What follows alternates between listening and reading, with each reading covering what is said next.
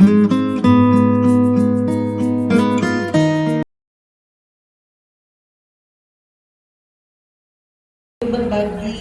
materi budaya positif, ya, mengajak teman-teman sekalian untuk menerapkannya di sekolah. Semoga bisa ya, dan kita belajar bersama-sama. Bukan saya di sini berdiri di sini itu lebih paham, lebih tahu gitu ya, tapi kita saling berbagi dan mempraktekannya bersama-sama.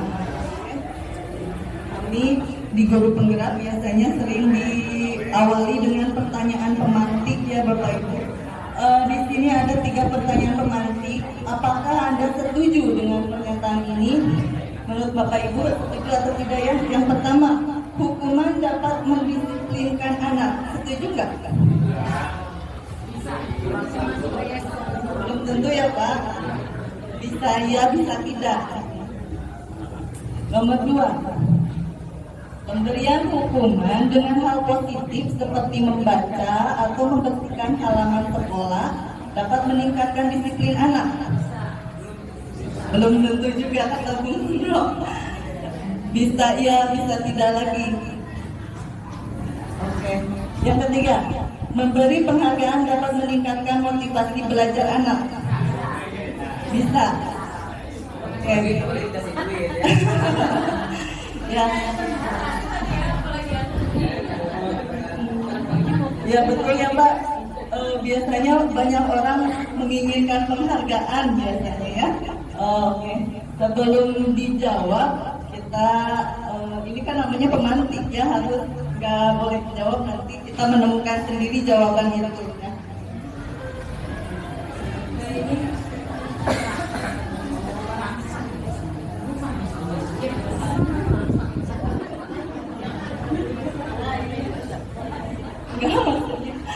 Siapin runtutannya.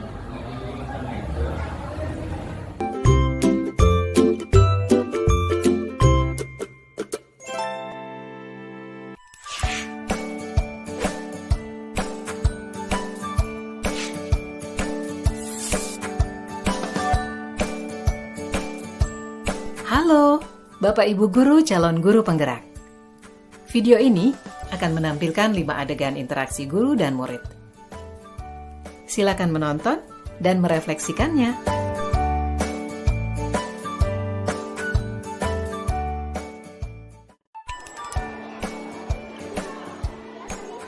Pagi anak-anak, silahkan PR yang kemarin Ibu berikan diletakkan di meja. Anton, kamu sudah mengerjakan belum? Belum mengerjakan saya, Bu. Kamu selalu ya nggak ngerjain PR. Sekarang kamu duduk di depan, lalu tulis. Saya berjanji tidak akan mengulangi lagi. Saya berjanji akan berusaha menjadi murid yang rajin belajar. Sampai pelajaran saya selesai.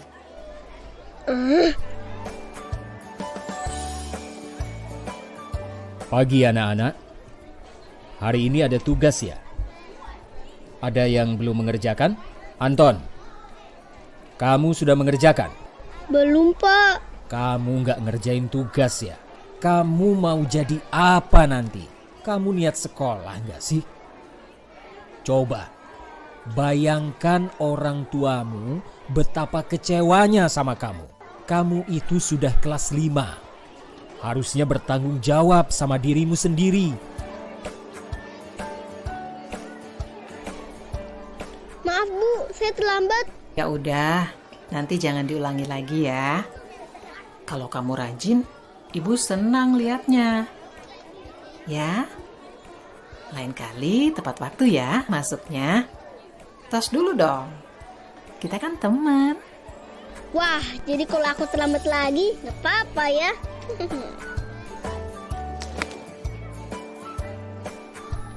Kamu kok nggak pakai baju olahraga?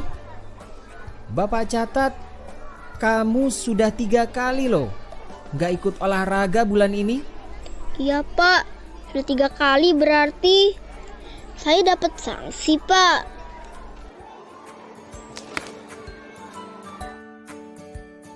Ini, Bu, saya mau ngumpulin tugas. Maaf ya, Bu, saya terlambat ngumpulin tugas. Kenapa kamu terlambat mengumpulkan tugas? Iya, Bu, Saya kalau sore bantuin ibu jaga warung, gak sempat ngerjain tugas. Kira-kira nih, apa yang bisa kamu perbaiki supaya kamu bisa mengerjakan tugas tepat waktu? Coba, kapan biasanya kamu membantu ibu jualan? Jam 6 sampai jam 8 malam, Bu. Bagaimana kalau kamu membuat jadwal? Kapan kamu akan mengerjakan tugas? Oh gitu ya, Bu. Saya coba deh, Bu. Terima kasih, Bu.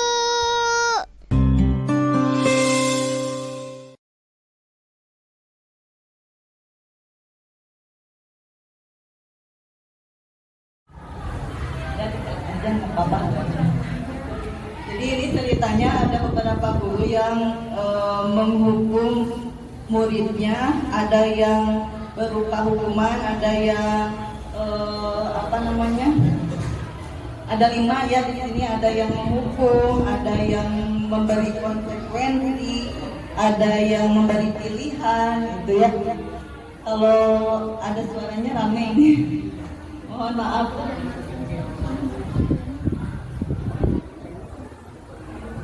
Kita close aja.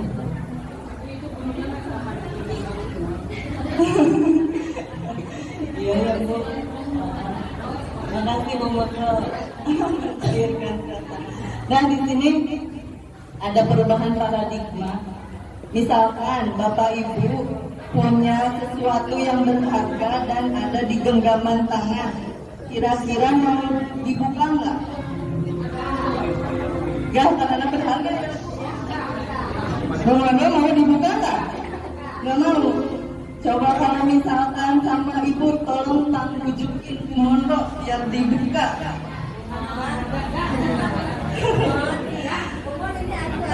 Nah, gimana caranya biar Mondo mau buka?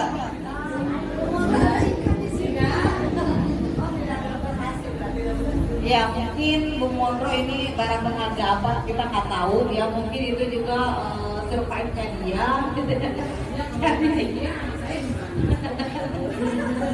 Jadi gimana Bu Mondro? Anda nggak mau, alasannya kenapa Bu Mondro? Harganya seberapa berharga? Emas ya? Boleh apa aja di pikirannya mau dimasukkan gitu.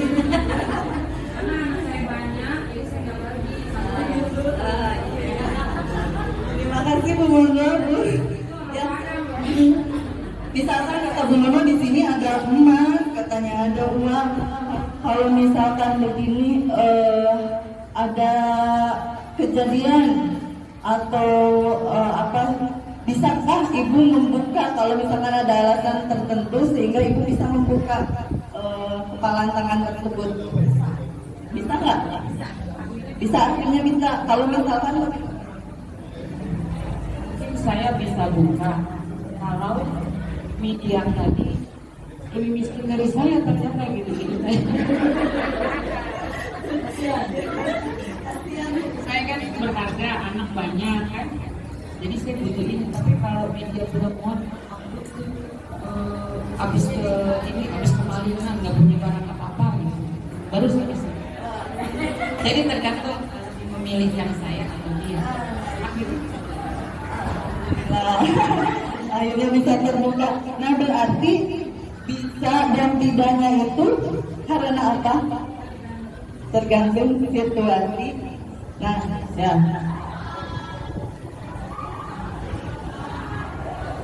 Ini ada teori stimulus respon dan teori kontrol. Berarti yang bisa membuka dan menutup kepalan tangan tersebut adalah kontrol diri kita ya Bu. Kita mau membuka atau tidak ya sesuai dengan apa yang kita kontrol dari dalam gitu ya. Nah di sini perbedaan stimulus respon dengan teori kontrol bisa Ibu lihat ya. Ada orang lain bisa mengontrol saya, hanya ada yang bisa mengontrol diri Anda. Jadi perbedaan teori kontrol di sini hanya Anda yang bisa mengontrol diri Anda. Kemudian kalau yang stimulus respon itu berpikir menang kalah yang tadi awalnya ya. Kemudian berpikir menang-menang itu untuk teori kontrol.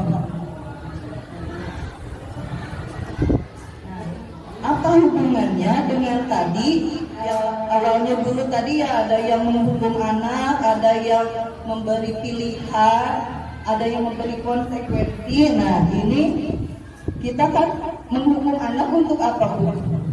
Untuk disiplin ya, untuk meningkatkan disiplin. Nah, di sini ada teori kontrol dari Dr. William Glasser, di mana di sana kan Anda tidak bisa mengontrol orang lain, hanya Anda yang bisa mengontrol diri Anda. Jadi siswa juga punya kontrol sendiri.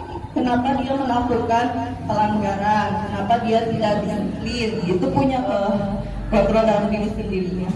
Nah, kemudian ada 5 kebutuhan dasar manusia. Mungkin dia melakukan tersebut karena 5 kebutuhan dasar ini. Ada bertahan hidup, penguasaan, kasih sayang, ya, ada kesenangan, ada kebebasan. Misalkan anak dia senang intimidasi temannya, mungkin karena dia butuh penguasaan, gitu ya. Atau dia misalkan caper, berarti dia diterima, ya, dengan rasa kasih sayang. Nah, di sini nanti ada nilai kebajikan universal dan ada keyakinan kelas. Kalau di sekolah kita ada peraturan, gitu ya. Nah, di budaya positif ini bukan peraturan tapi namanya keyakinan sekolah, keyakinan kelas yang berdasarkan dari nilai-nilai kebajikan.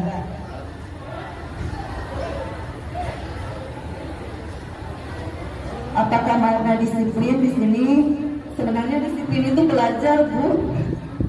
Nah, berkonotasi dengan disiplin diri dari murid-murid Sokrates dan Plato. Nah, kalau disiplin diri di sini membuat orang menggali potensinya menuju sebuah tujuan.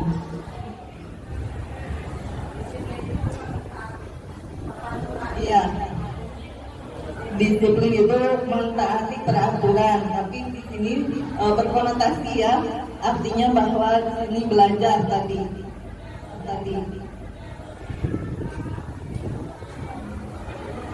Ini nilai-nilai kebajikan universal adalah sifat positif manusia yang merupakan tujuan mulia yang ingin dicapai setiap individu. Nilai tersebut universal, lintas bahasa, suku, agama maupun latar belakang. Nah, yang guru penggerak di sini diharapkan di sekolah itu menanamkan siswa untuk berperilaku profil pelajar Pancasila ya. Masih ingat, Bu, apa profil pelajar Pancasila yang 6?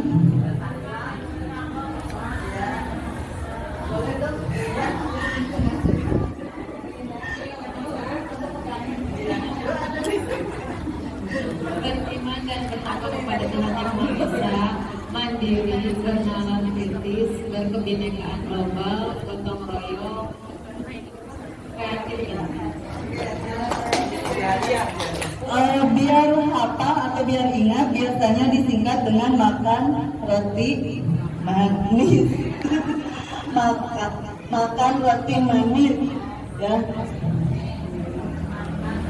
Ya. Makan roti manis, ya.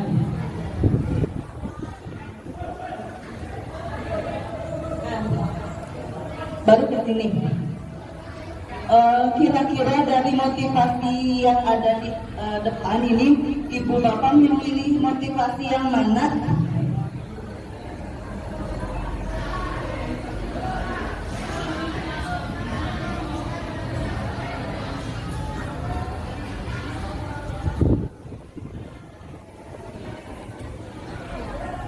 Motivasi eksternal ini ada 2, ada untuk menghindari hukuman, ada untuk mendapat imbalan. Tadi kan awalnya apakah hukuman bisa mendisiplinkan anak? Ya, 23 Bu, pilih 23. Ya nggak apa-apa, bebas ya Bu. Ada mulai pilih 23, soalnya saya mah suka penghargaan ya Bu. Dan menghindari hukuman boleh saja Bu, tapi di sini kita berharap bahwa anak bisa disiplin dengan motivasi internal, jadi menuntut anak untuk ke arah sana gitu ya.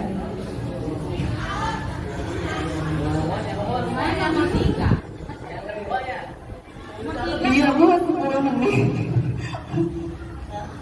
Nah, ini restitusi ini adalah salah satu langkah mendisiplinkan anak dengan memunculkan motivasi internal. Restitusi adalah proses menciptakan kondisi bagi murid untuk memperbaiki kesalahan mereka sehingga mereka bisa kembali pada kelompok mereka dengan karakter yang lebih kuat.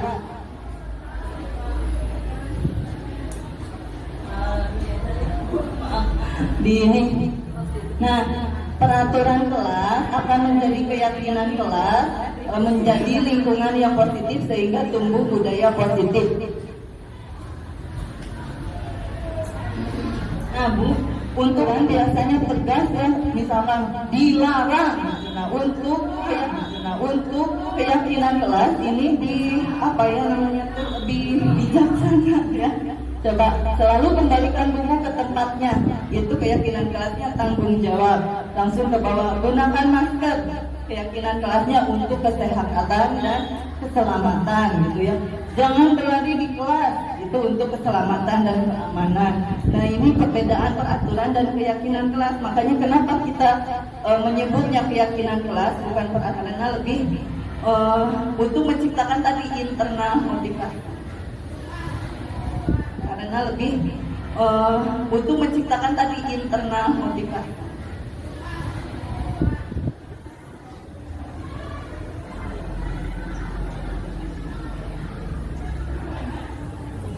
Nah, Ibu, ini saya mau minta satu aja, yang pertama sama yang terakhir yang bawah.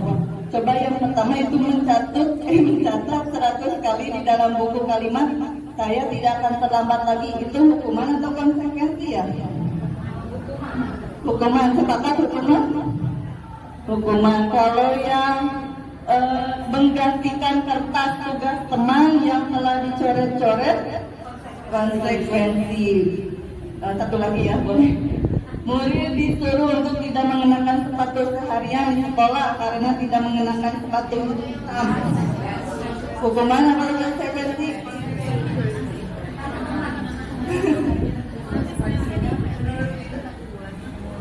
Hukuman, karena itu dilakukan secara sepihak dari guru saja tanpa adanya kesepakatan sama murid.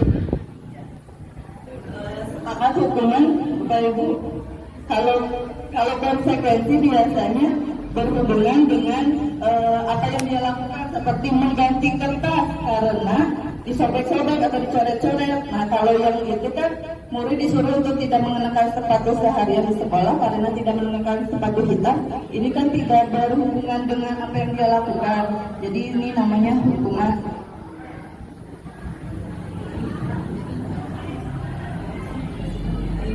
Yang ini. Nah, ini antara hukuman, konsekuensi, dan restitusi yang akan kita lakukan ke depannya untuk membedaannya. Kalau hukuman itu sesuatu yang menyakitkan, Bu, dan harus terjadi. Kalau yang konsekuensi itu sesuatu harus terjadi. Kalau restitusi itu merupakan pilihan dan ada timbal balik dengan siswa. Karena waktu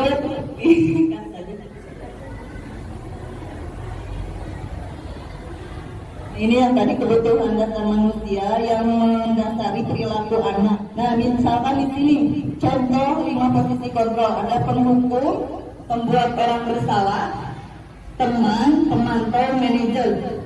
Kita semua pasti pernah melakukan 5 posisi kontrol ini ya, dengan tidak menyadarinya.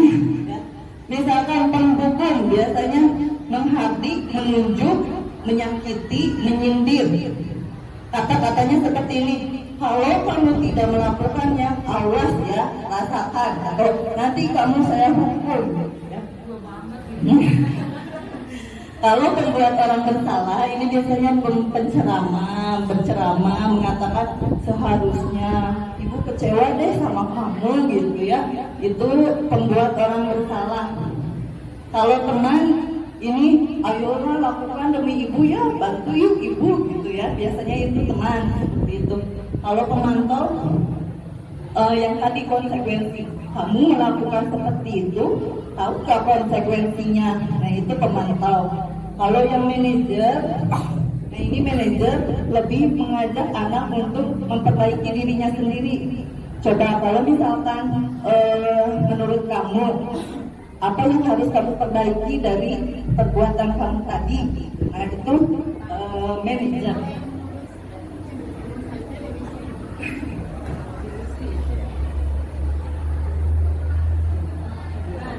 Coba dicek ya di teks.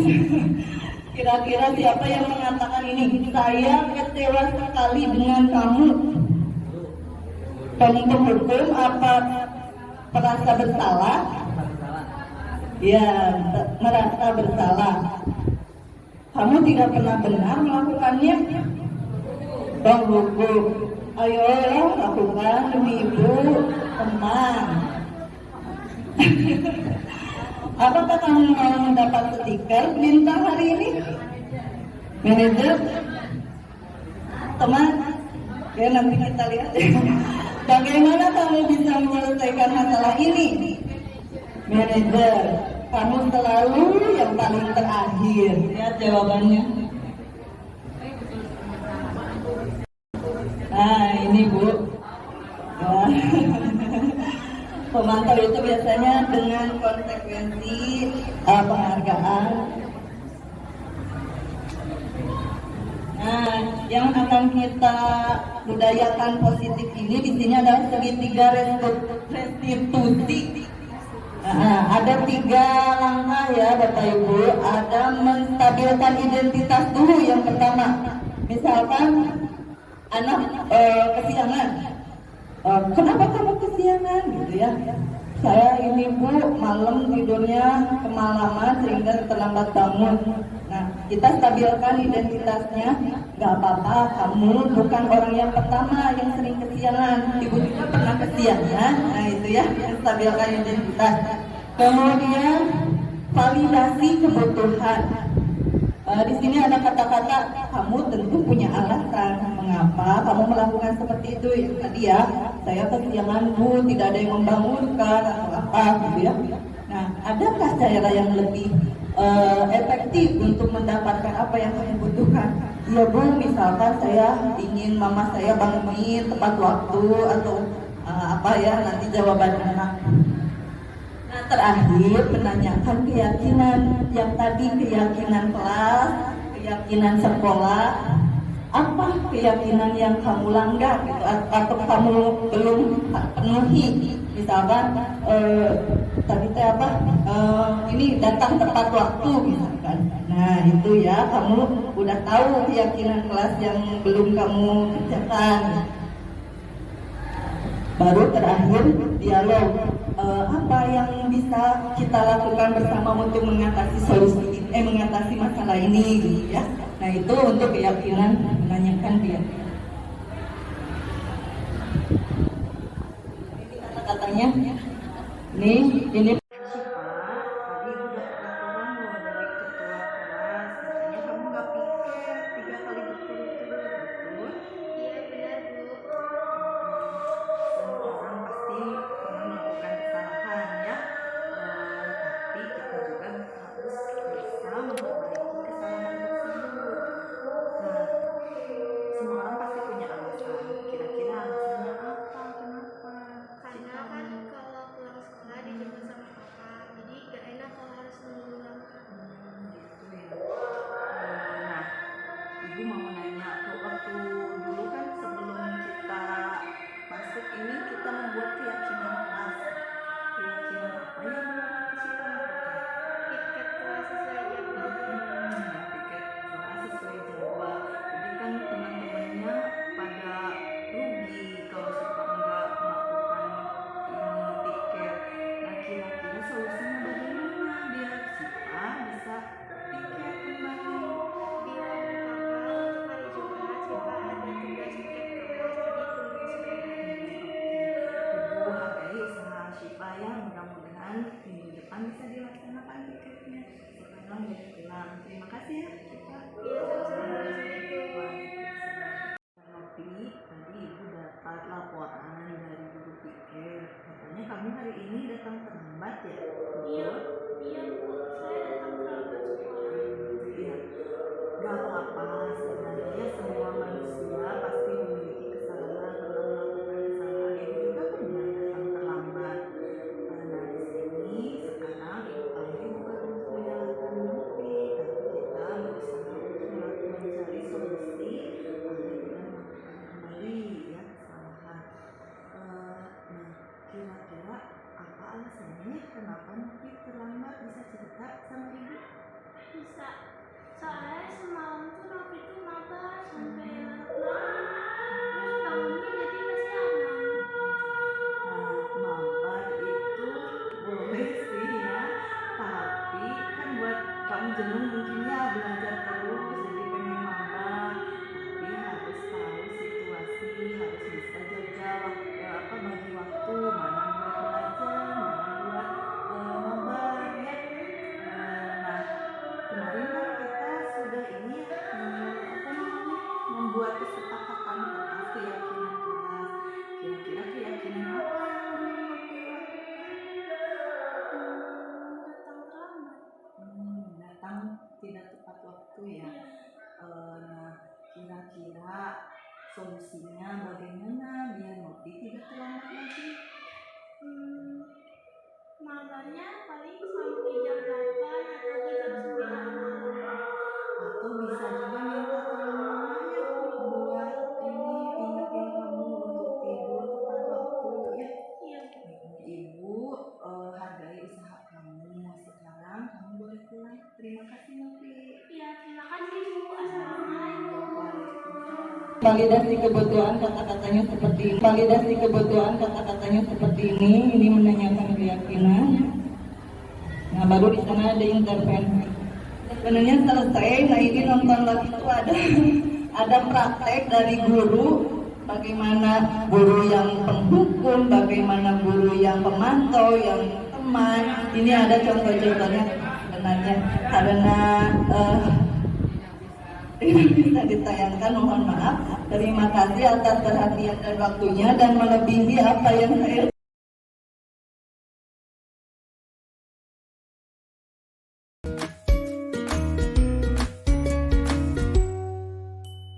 Salam bahagia Ibu dan Bapak guru hebat.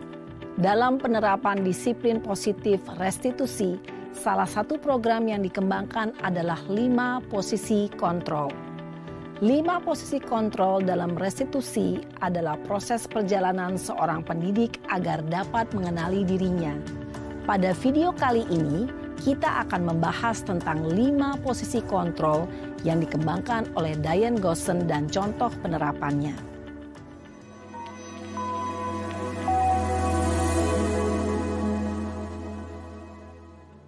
5 posisi kontrol itu adalah 1. Posisi penghukum. 2. Posisi pembuat merasa bersalah. 3. Posisi teman. 4. Posisi pemantau atau monitor. Dan 5. Posisi manajer. Untuk lebih memahami kelima posisi tersebut, mari kita saksikan kasus Naren yang terlambat hadir 20 menit di sekolah dan melihat bagaimana kelima posisi kontrol dalam menghadapi masalah tersebut.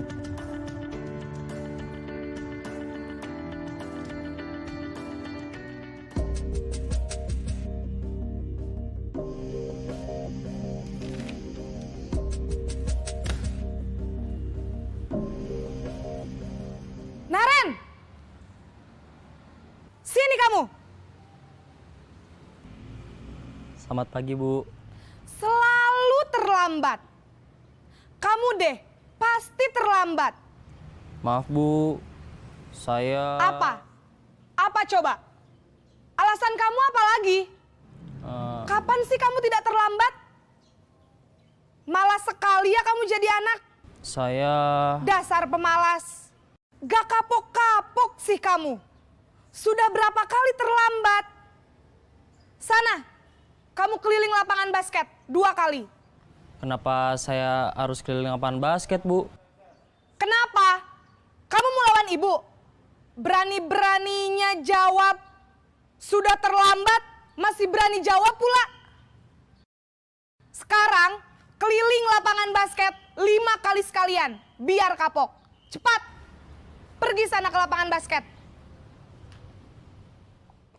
Posisi penghukum biasanya berbicara dengan nada tinggi, menghardik, menunjuk-nunjuk, menyakiti, dan menyindir. Hukuman bisa berupa fisik maupun psikis. Ibu dan bapak guru hebat. Dampak yang terjadi pada murid ketika guru berada pada posisi penghukum adalah murid cenderung akan memberontak, bahkan menyimpan dendam.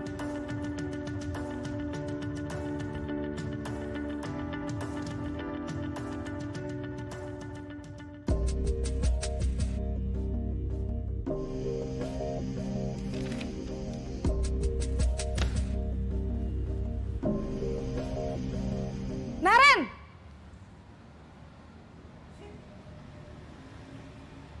Selamat pagi, Bu. Naren.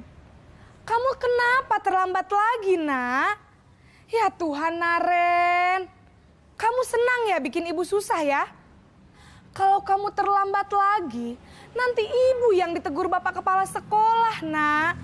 Disangka ibu tidak bisa membina kamu. Duh, gimana ini? Maaf, Bu. Duh, Gusti Naren. Kamu suka ya kalau ibu ditegur bapak kepala sekolah?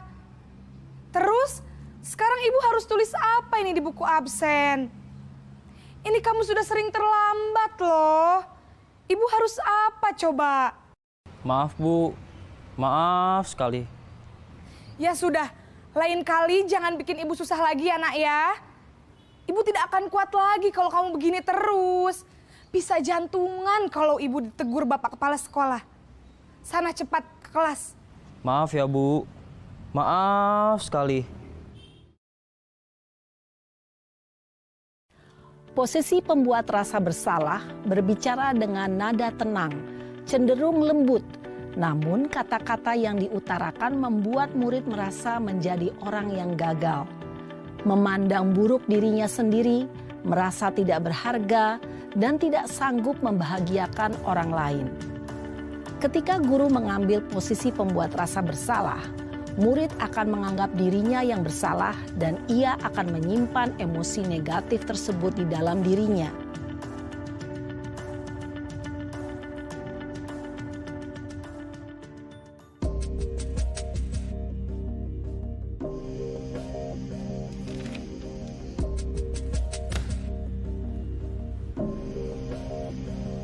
Naren!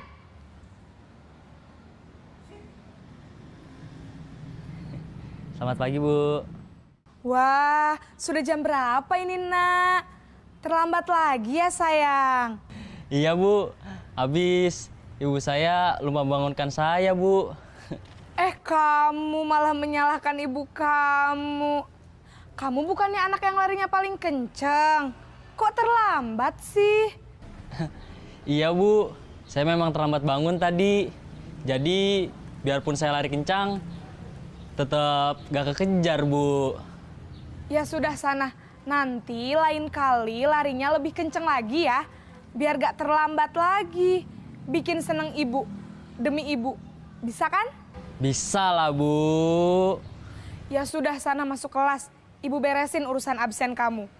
Kamu ini ada-ada saja. Dalam posisi teman, guru berbicara dengan nada suara ramah, akrab, cenderung bersenda gurau untuk menjaga suasana tetap santai. Murid akan merasa senang, aman, dan akrab dengan guru. Identitas yang tercipta adalah identitas sukses atau berhasil. Namun, perlu diingat, karena ini masih dorongan eksternal, maka ada faktor ketergantungan dari murid kepada orang tertentu. Di sini guru absennya, sehingga di lain waktu murid bisa berperilaku baik, namun hanya kepada orang-orang tertentu saja.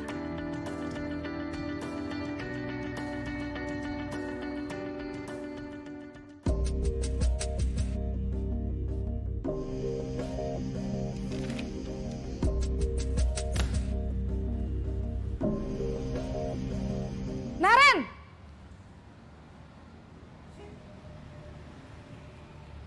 Selamat pagi, Bu.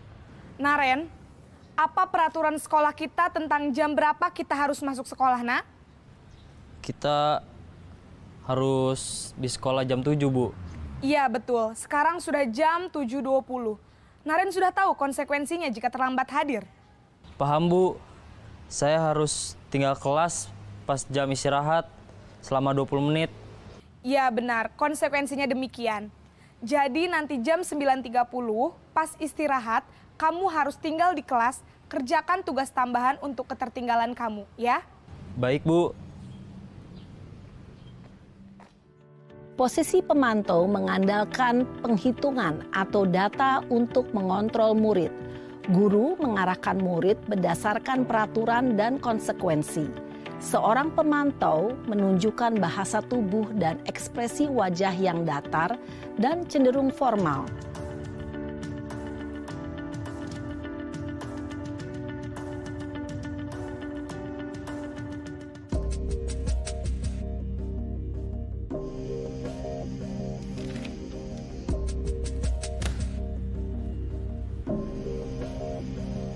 Naren!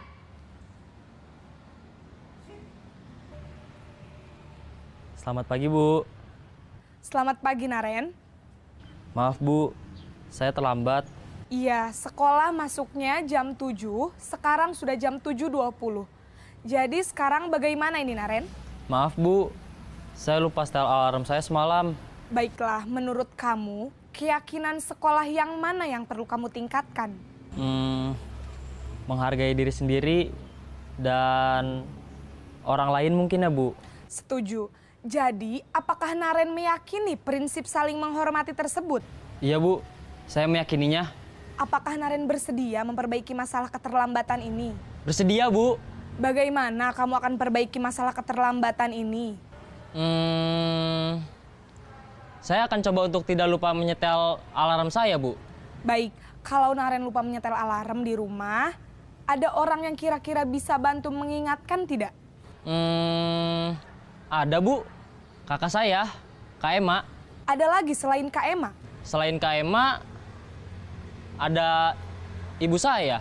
Baik, jadi yang mengingatkan Naren adalah Kak Ema dan ibu kamu ya?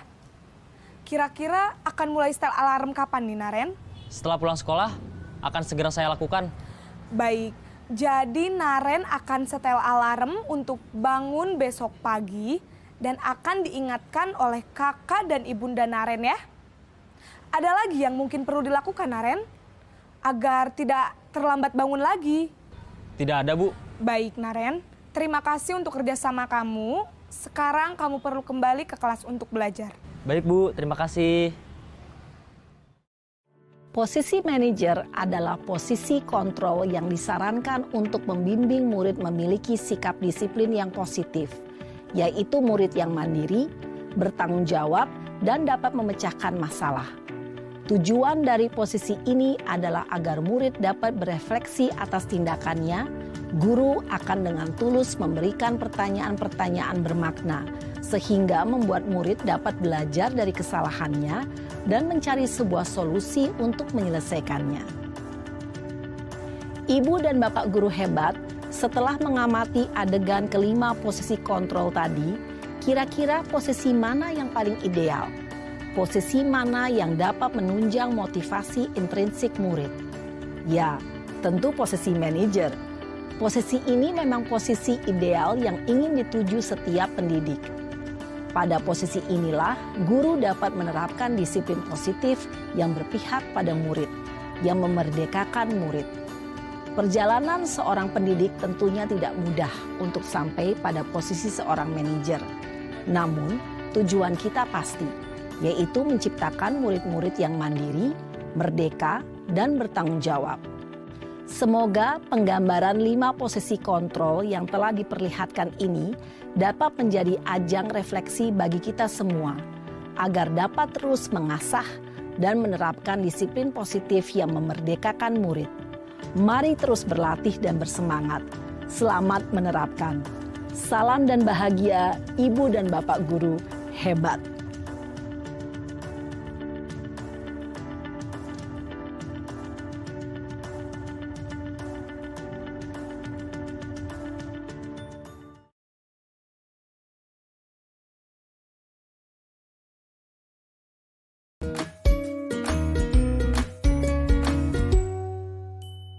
Salam dan bahagia Ibu dan Bapak guru hebat. Pada video kali ini kita akan membahas tentang salah satu program disiplin positif yang diterapkan di lingkungan sekolah yang dikenal dengan nama restitusi.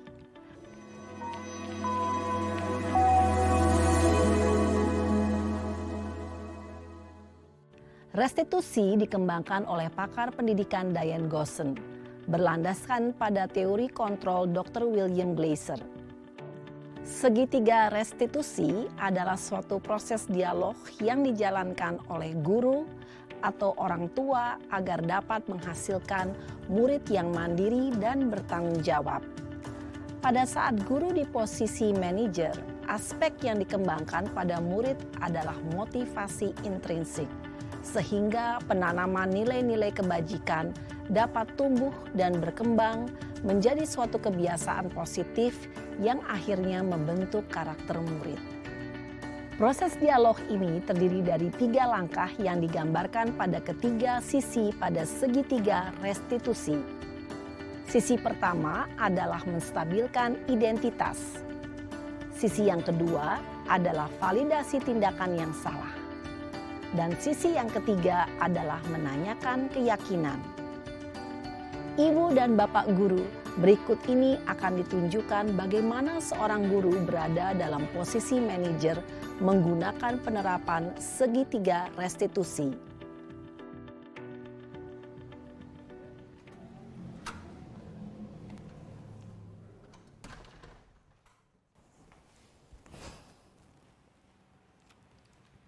Siang, Sarah.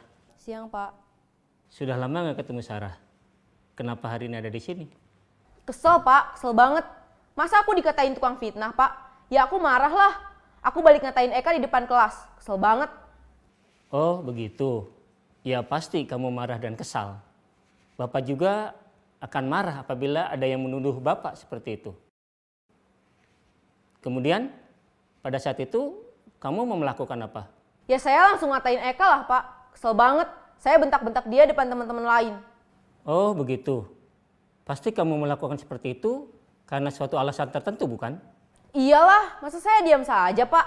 Ya saya bela diri lah. Masa saya dituduh tukang fitnah? Ya wajarlah. Mempertahankan harga diri itu sesuatu yang penting buat kamu. Untung kamu tidak bertindak lebih gegabah lagi. Hanya membentak-bentak. Iya, Pak. Untung saya masih bersabar dan hanya membentak saja. Sudah gemes padahal, saya pasti bela diri lah. Ya pasti ya, tapi kamu memilih untuk tetap bertahan dan bersabar. Kamu memilih untuk tidak berbuat lebih parah lagi, bukan? Iya. Nah, sekarang coba kita lihat lagi. Tindakan kamu yang bentak-bentak Eka di kelas. Tindakan kamu itu kira-kira sesuai dengan keyakinan kelas atau prinsip kamu tidak? Enggak lah, Pak. Capek, Pak, jadi pemarah. Jadi keyakinan atau prinsip mana yang kurang sesuai dengan keinginan kamu? Ya, saya sebenarnya sangat menghargai orang lain. Mungkin saat itu saya menjadi emosi, jadi tidak menunjukkan sikap itu. Kamu meyakini tidak? Menghargai orang lain itu penting buat kamu. Yakinlah, Pak. Iya, setuju. Kita harus saling menghargai. Namun, ada juga keyakinan yang kita sepakati yang perlu kita jalankan apabila kita sedang marah, bukan? Ya saya bisa lebih proaktif, mulai dengan diri sendiri. Saya bisa jadi lebih bersabar, mengambil waktu jeda untuk berpikir mau apa selanjutnya. Kira-kira kamu bersedia memperbaiki masalah ini tidak? Bersedia, Pak. Kalau kamu memperbaiki masalah ini, kamu akan menjadi orang seperti apa? Saya akan menjadi orang yang bertanggung jawab kali ya, Pak. Dan senantiasa proaktif. Iya, menurut kamu bagaimana rasanya menjadi orang seperti itu? Ya nyaman lah, bangga bisa bersabar dan menahan diri. Baiklah kalau begitu. Yuk kita pikirkan bagaimana memperbaiki masalah ini.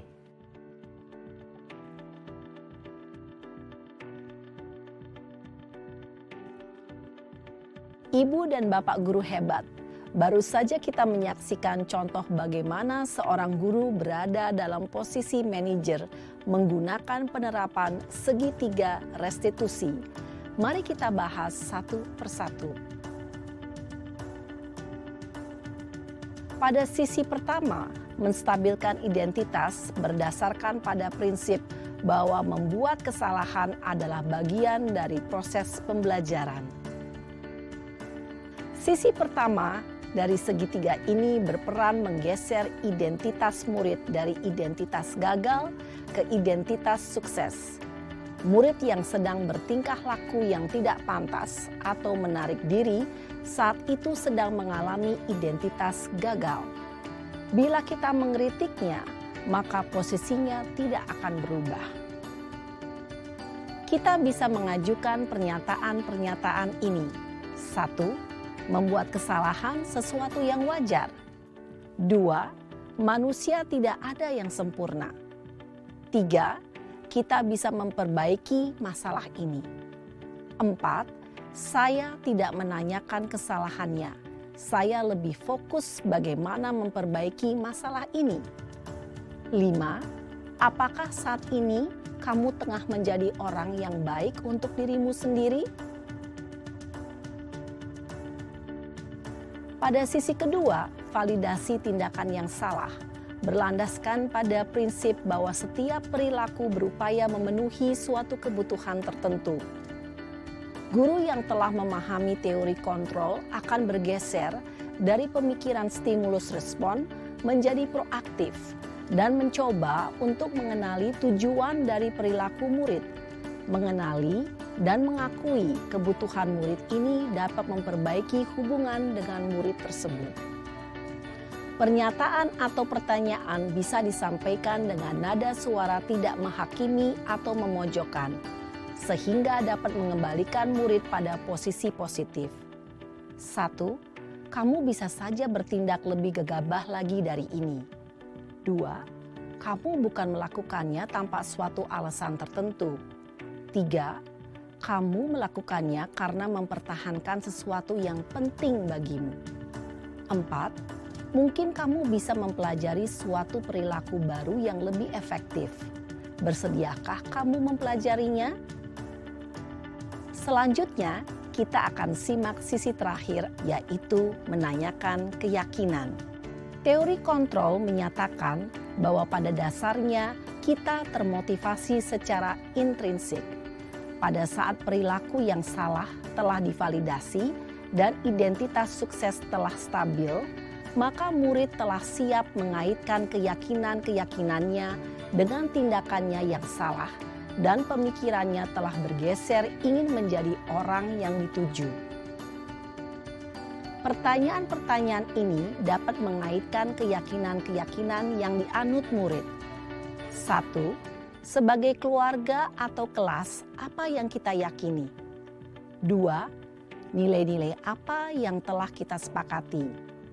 3. Seperti apa gambaran sebuah kelas yang ideal bagi kamu? 4. Kamu ingin menjadi orang seperti apa?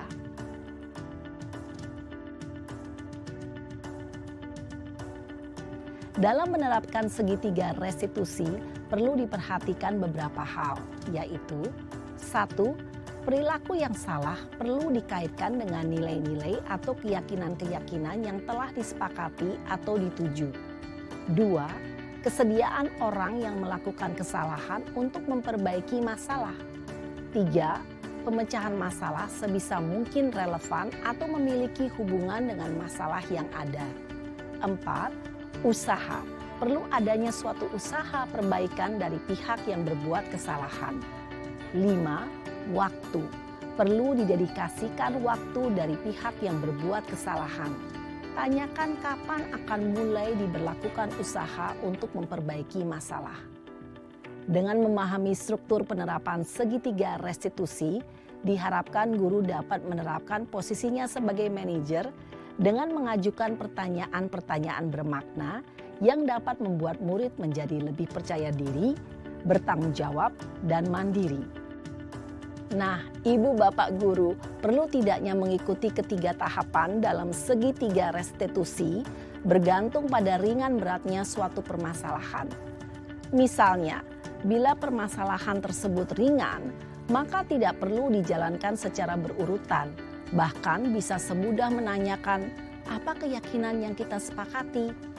Dengan menjalankan segitiga restitusi, dengan mengajukan pertanyaan-pertanyaan bermakna, diharapkan murid menjadi lebih kuat secara pribadi, dapat membuka wawasan murid agar dapat menyelesaikan permasalahannya sendiri, semakin percaya diri, mandiri, dan merdeka. Salam dan bahagia, Ibu Bapak Guru hebat.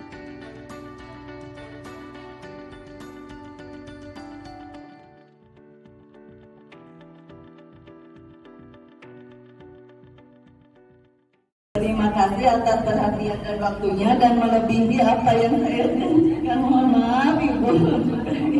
Terima kasih. Wassalamualaikum warahmatullahi wabarakatuh. Waalaikumsalam.